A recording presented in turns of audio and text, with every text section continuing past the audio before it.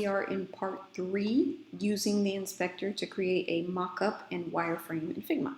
Okay, so now we are going to go back to the inspector and the website, and I'm going to continue clicking on this button. Okay, so we got the size, we got the width, we've got the text color and the styles, and I think we got the line height. Did we get the letter spacing? I don't think we got the letter spacing. We did talk about font weights and the variable, and we talked about font size and font family. So here's a tip or trick or a suggestion. Okay, I'm going to say pixel to EM converter.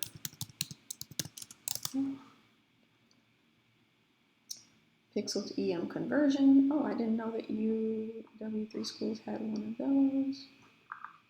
Oh, it does. Okay, great. So we're going to use W3 Schools. This is a recommendation. So if I say 16 pixels and I want to say, let's see, convert pixels to, okay, 16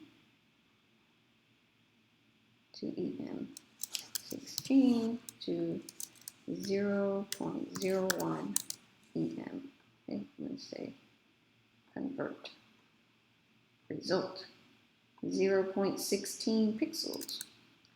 So let's see if I remember correctly. This right here in Figma is letter spacing. So I'm going to say 0.16 pixels. Yeah, that worked.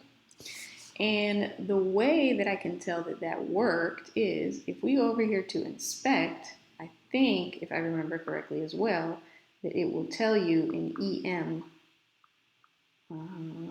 let's see, letter spacing, 0.16 pixels, no, not there. Let's see if, I don't remember, the last time that I used this, it didn't do EM. 0.01 EM.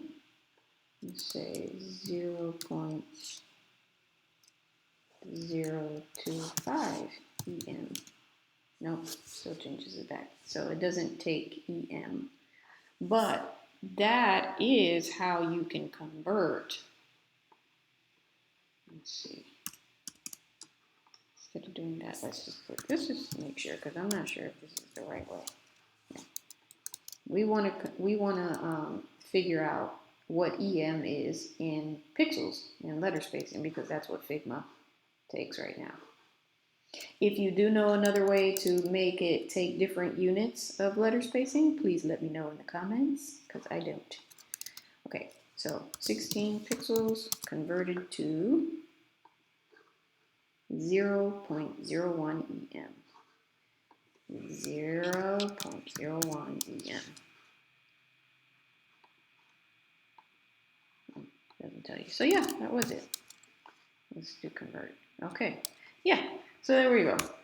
16 pixels, 0.1 convert to 0.16. And then that way in Figma, you can get it down to the nitty-gritty even of the letter spacing of this. Okay. So there's a tip for you. I'm going to try to put all these links in the comments section, but we'll see, or in the description of the video section. So continuing on, we have the width, we have the background color, we have the height, we have the text, start my 30-day free trial. Okay, start my 30-day free trial. Okay. And is it all on one line? Yes, it is. So instead, I'm going to do this, and I'm going to do this. Oh, no, I made this bigger. I didn't, but I'm going to constrain it.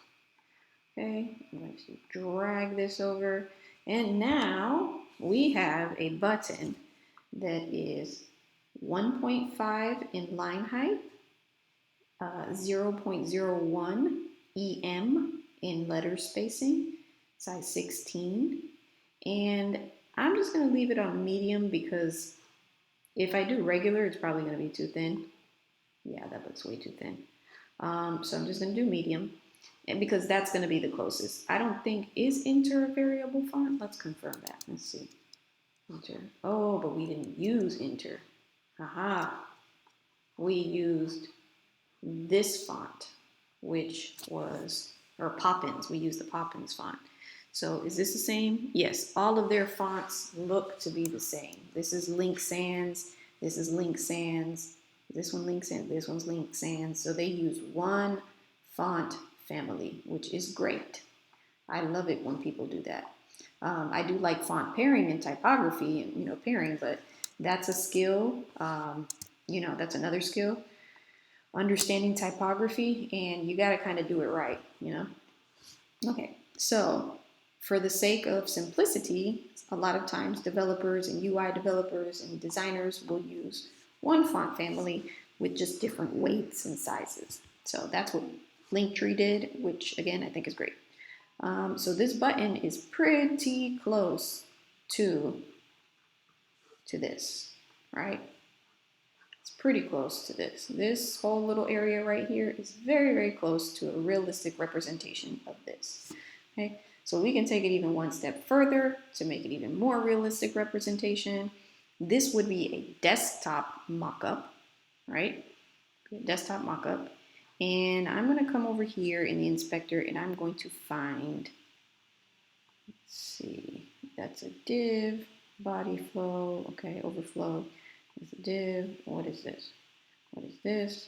That is that. Okay, so this is the parent element, I think. Let's see. Yeah, because this is the kind of like the page wrapper right here. So this is really the first element that I think is the header. Nope. This is also a body wrapper. Let's see. Let's find the header.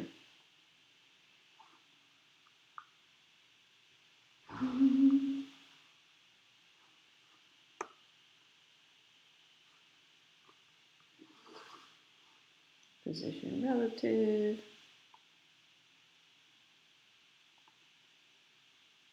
Class.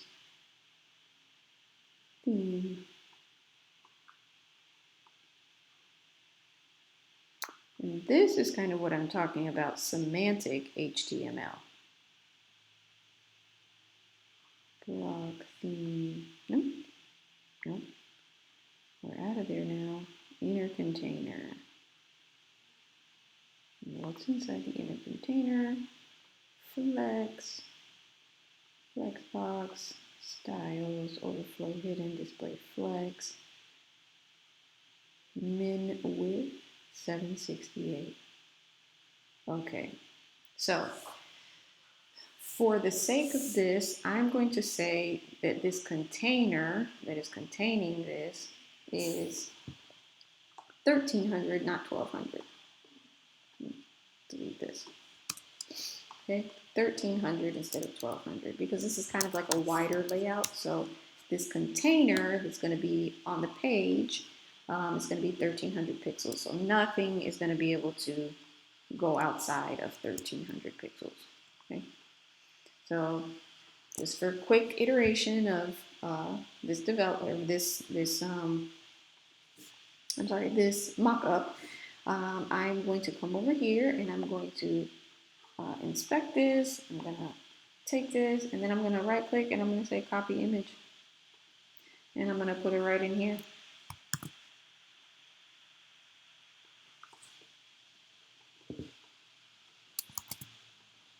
Command V. There it is. Okay. So that's how big the image is. See, it doesn't fit in this box, right? That is because oftentimes images, their actual size is not the same as what you see on the website. And in order to understand, you have to be able to, you need to understand image resolution. There's a difference between image resolution, image size, image proportions. There's a lot to images, y'all, a lot. Whether something's an SVG, whether it's been optimized to be a good size. And oftentimes in my career, I have found that there's a lot of people who are not familiar with all of these concepts, and they get frustrated because their designs aren't coming out the way they want it to, or it didn't work right, or the developer did something wrong, or no, the designer did something wrong, or no, this is, all that. It just creates a whole bunch of mess when the people creating these things together, designers and devs, aren't on the same page about images. But that's a whole different other topic. So what I'm going to do for now is I'm just going to hold down the Shift and Option key, and I'm going to drag up here until I see that little arrow, and that will resize as I click and hold and drag it down. Okay, so I'm just going to eye this one. If I want to get a little bit more, granular with this, I'm going to select it. I'm going to come back over here, and I am going to again select that image, and it tells me it is 576 pixels wide. So I am going to come in here and I'm going to make it 576 pixels wide. And since this little lock is on over here, it's going to constrain those proportions. So the height is going to be a little different than what we see in here, but again, this is as close as possible as a representation. A good developer will be able to take this information and know, the proper libraries, the HTML, the JavaScript, the CSS that's used to create exactly this. So the whole point is, when you're designing, you don't have to think about, exact pixels and all of that. You don't have to worry about that because the developer will do that. We know how it translates. But if you get it to as close as possible, that's a big help, okay? So we have the picture. It's in place. Is it touching this? Yes, it is. Okay, I'm going to just kind of move it over a little bit so they're not touching. And then we have this, right? So oftentimes, really quick, we're gonna get out the inspector and we're gonna talk about frames in Figma, okay? And kind of how they relate to web elements. As you saw earlier on the website in the inspector, I was looking for a parent element, and I think I mentioned something about the page wrapper or the section wrapper or something like that. In HTML, things are, again, wrapped in other things. So when we're in Figma and we use the frame tool, we have it highlighted, and we come over here to this right sidebar panel, it will tell you or ask you, what kind of frame do you want to make? A phone frame, a tablet frame, desktop frame? Since we're creating a mockup that's in desktop, I'm going to click on that. A common desktop size is 1440 by 1024. So I'm going to click on this, and it's going to create a new frame for me, right? And frames are a good representation of, again, elements in HTML. You have a page, you have a page body, you may have a container that contains all of the elements in it. So a page wrapper that has a section, another section, and another section. And in each section, you have different elements. You have a heading, you have a title, you have a paragraph, you have an image, all that good stuff, right? A lot of times in web development, containers will be a fixed size, and then your screen is also another fixed size. So a common size of desktop screens, the whole screen, is 1440 by 1024. Okay, so I'm just going to label this frame. If I can click and my mouse will work, it's not. Okay, I'm just going to label this frame desktop 1440 by 1024. Okay. And then I'm going to take this right here and I'm going to group it by pressing Command G. And then I'm going to drag it in here, and I can tell that it's in here because it has blue lines that showed up. If you take something and you just drag it in and you don't see those blue lines show up, right? That is not in there. It's not in there. So when you go to look for it later on, inside of your frame over here, you won't find it because it's not really in there. And I'll talk about that in a little bit. Let's just keep going, okay? But I'm gonna put it in a frame, and now you're like, oh no, that's not what it looks like in real life, right? So what I'm going to do now is I'm gonna take my frame and I am going to give it a background color of, actually I'm not gonna give it a background color, sorry, okay? What I am going to do is I'm going to take this and put this in a frame, or create another frame, sorry, Command F, and I'm going to create another frame, not Command F, oh my gosh, what am I doing? I'm going to create another frame that is the same height, 750, 75, okay, 750.75, and then it is going to be also 1300 pixels. And the reason I'm doing this is because this is going to act as section. This is going to act as a section. This is going to act as instead of a group, I'm going to call it a container. Container. Okay. There's a container. I'm going to ungroup this container. And I'm going to place all of these. Actually, I'm going to say frame selection. And I'm going to call this container instead. Sorry. Okay. Container. So now I have the height, but I'm actually going to make this 1440. Okay. So I'm going to take this and I'm going to make this section and I'm going to call it dark green section. Okay. Or dark green. Then I'm going to drag this into this section and I'm going to align it into that section by coming over here to the right sidebar and clicking align and aligning to the middle. Since this frame or section is the same height as this frame, which is a container, okay, it is going to hold this container with our content in it. And now I'm going to select this, and for the fill, instead of it being white, I'm going to make it that dark green color. Okay?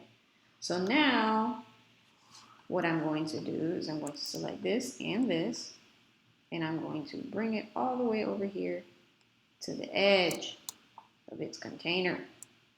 And then I'm going to select this, and I'm actually just going to eye it and make it a little bit bigger until it snaps to the edge of its container. Okay? And I can tell that they are aligned if I press Shift R, that brings up the rulers. And if I come in here and then I select my container, we can see that that grid line, that ruler, matches the bounding box of this container. Okay, so again, now we're even more realistic towards that mockup. I'm going to delete this, towards our mockup. Okay, so here we go. If I close this, how's it looking? Okay. It's looking like that. It's looking pretty close. We're doing good. Maybe I can make this a little bit bigger.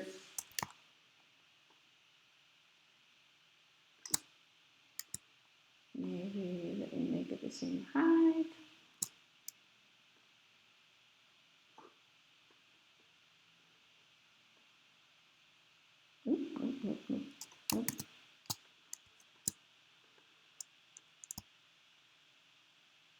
Okay, same height.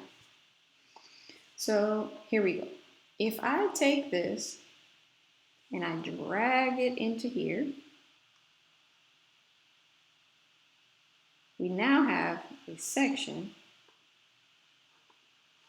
that we can view, a section inside of a desktop screen that we can use to view this in a real, kind of like a real scenario, right? So this is what this looks like. And we want to take a look at it and say, well, how is this going to show up on a desktop for real? Because I'm in here and I'm, designing and everything, but how can I be sure that this is, comparable to this, very close? You can be sure by using Figma's view in, presentation mode feature. And you do that by coming up here to the top right of the screen and clicking play. So I had this one selected and I clicked the play button, and then this is what it shows up like.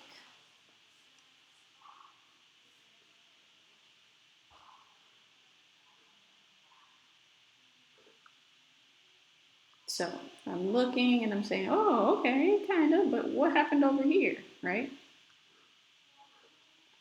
If I hover or click on this area, I have different options, okay? Instead of actual size, I want to say fit to screen. If I do that, then it shows up like that. If I fit the width of the screen, to me, this is the one that is most accurate a lot of times. So if we compare, this is pretty comparable right now, right? Except for this empty white space up here, but we'll get to that. But that's how you can, kind of start to see the relationship between screen sizes and how your designs are made and things of that nature, okay? So I'm going to stop there because this video is kind of long too, and hope you're in the next one. Bye-bye.